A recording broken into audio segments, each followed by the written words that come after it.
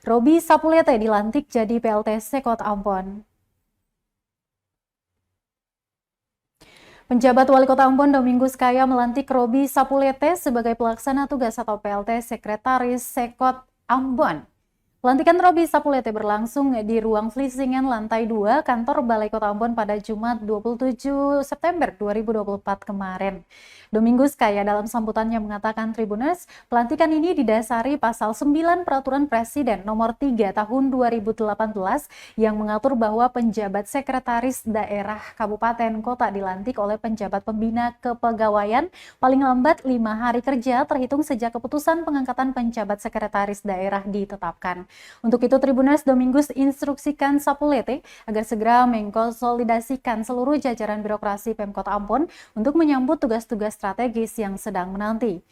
Kata dia, ada cukup banyak penugasan yang harus ditangani, antara lain terkait kelancaran dan suksesnya Pilkada Serentak 2024, pengendalian inflasi, penanganan stunting, dan pembahasan APBD 2025.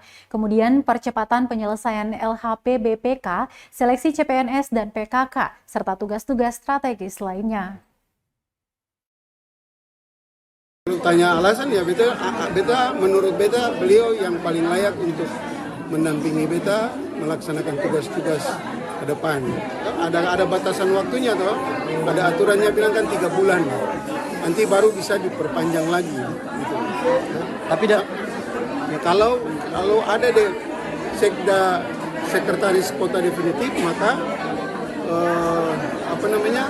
itu dengan sendirinya dilantik dan gugur atau selesai masa tugas sebagai PJ Sekot ya itu betul saya tahu. Itu jangan menilai orang dari apa yang kalian lihat di luar toh.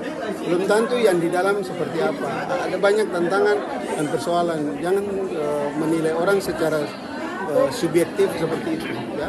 Dan bagi beta menilai orang secara objektif dan selama ini beliau membantu beta untuk banyak hal. Oke? Download Tribun X sekarang. Menghadirkan lokal menjadi Indonesia.